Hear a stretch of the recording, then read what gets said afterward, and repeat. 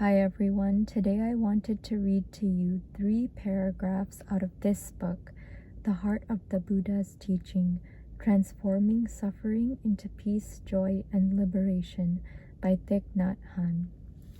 And these paragraphs come from the chapter that is titled The 3 Doors of Liberation, and they demonstrate the idea that aimlessness can lead to our liberation.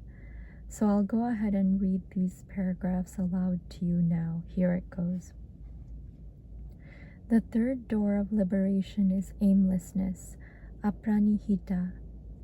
There is nothing to do, nothing to realize, no program, no agenda. This is the Buddhist teaching about eschatology. Does the rose have to do something? No, the purpose of a rose is to be a rose. Your purpose is to be yourself. You don't have to run anywhere to become someone else. You are wonderful just as you are. This teaching of the Buddha allows us to enjoy ourselves, the blue sky, and everything that is refreshing and healing in the present moment. There is no need to put anything in front of us and run after it.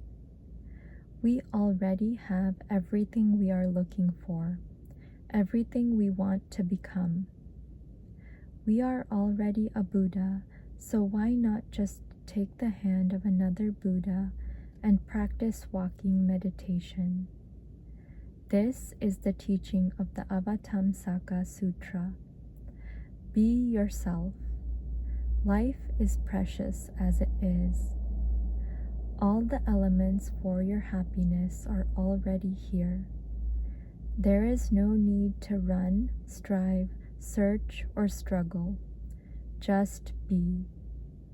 Just being in the moment, in this place, is the deepest practice of meditation.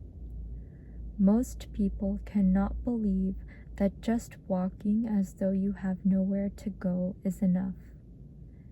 They think that striving and competing are normal and necessary. Try practicing aimlessness for just 5 minutes, and you will see how happy you are during those 5 minutes. The Heart Sutra says that there is nothing to attain. We meditate not to attain enlightenment, because enlightenment is already in us. We don't have to search anywhere. We don't need a purpose or a goal. We don't practice in order to obtain some high position. In aimlessness, we see that we do not lack anything, that we already are what we want to become, and our striving just comes to a halt.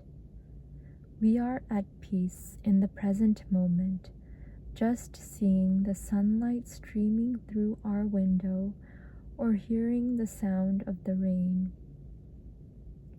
We don't have to run after anything. We can enjoy every moment.